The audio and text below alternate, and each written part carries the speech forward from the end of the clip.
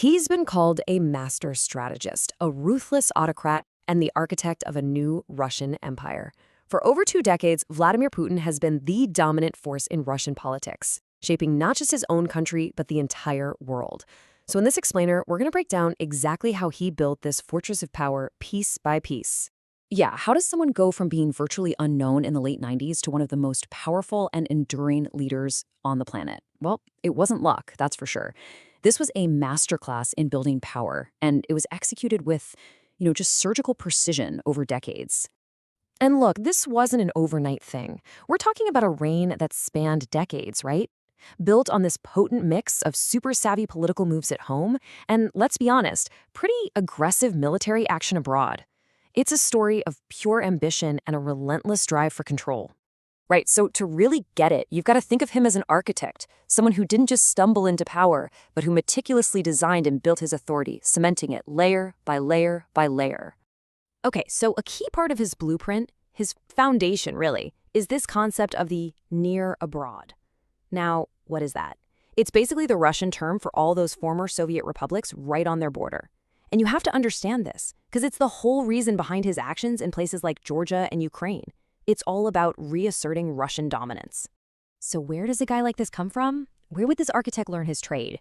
To really get his rise to power, we've got to go way back, long before he ever walked into the Kremlin. His career didn't even start in politics. Nope, he was an intelligence guy.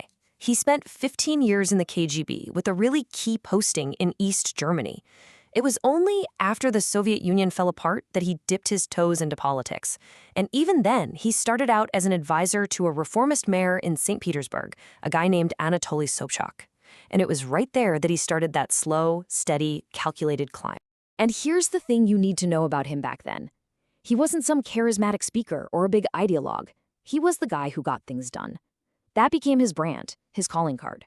And it was this reputation for just quiet competence that was going to catapult him all the way to the top. Yeah, that reputation for being ruthlessly efficient, it followed him all the way to Moscow. And once he got there, his rise was just shockingly fast. He became the completely unexpected heir to Russia's first president, Boris Yeltsin. Just look at this timeline. It's a masterclass in political chess. In just 3 years, he goes from being a staffer in the Kremlin to running the FSB, which is the successor to the KGB. Then he's running the super powerful Security Council. And finally, Prime Minister. You see, President Yeltsin was desperate for someone who could bring some order to the chaos of 90s Russia, and in Putin, he thought he found his man. And this contrast right here, this is everything. You have to remember what Russia was like under Yeltsin. It was erratic, it was seen as weak, and then along comes Putin. He's cool, he's decisive, and he makes a simple promise. I will make Russia strong again. And for a lot of Russians, that was exactly what they wanted to hear. The moment that really sealed the deal, that cemented this new image, it was his handling of the war in Chechnya. As prime minister, he launched this incredibly decisive and brutal military campaign. And you know what? His approval ratings went through the roof. It was a signal to everyone that a strong hand was back at the helm. So when Yeltsin makes that shocking move and resigns on New Year's Eve 1999, Putin becomes acting president. The stage was totally set. He cruises to victory in the election just a few months later, pulling in a solid 53% of the vote. And just like that, the guy who was virtually unknown was now the undisputed master of the Kremlin. Okay, so now he's in power, and he doesn't waste any time. He immediately starts to build his new Russia, and it's all based on one thing: centralized control. And his approach was just so methodical. It was relentless. First, he literally redraws the map. He takes the country's 89 regions and carves them up into 7 new federal districts. Then he puts his own guy, a presidential representative, in charge of each one. And this was a huge move, he kicks the powerful regional governors out of their seats in the upper house of parliament. Boom, power is pulled right back into the Kremlin. Next on the list? Get rid of any potential rivals. So the oligarchs, these super rich guys who'd made a fortune in the 90s, they get a very simple choice. Stay loyal and stay out of politics, or we will crush you.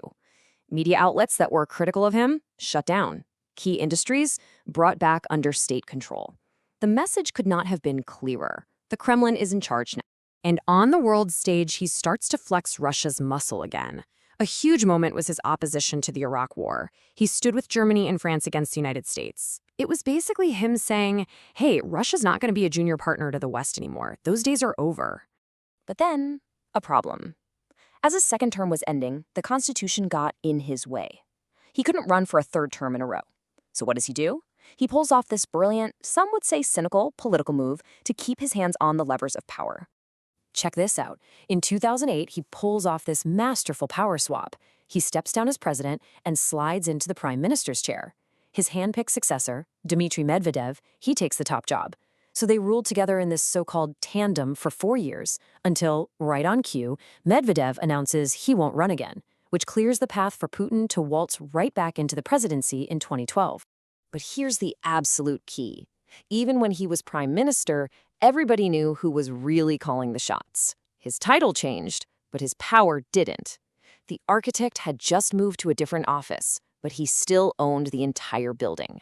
All right, so let's step back for a second. When you look at the whole picture, what exactly is the Putin doctrine?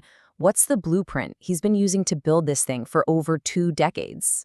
It's actually pretty clear and consistent when you lay it all out. It's about bringing back that strong, top-down, centralized control. It's about tightening the Kremlin's grip on the media and the economy. It's about making sure the elites are 100% loyal. And of course, it's about projecting Russian power back into that near abroad we talked about. I mean, his whole career tells this story, from a KGB officer in East Germany to the absolute master of the Kremlin. This was never an accident. It was a deliberate, step-by-step construction of a political fortress designed to last.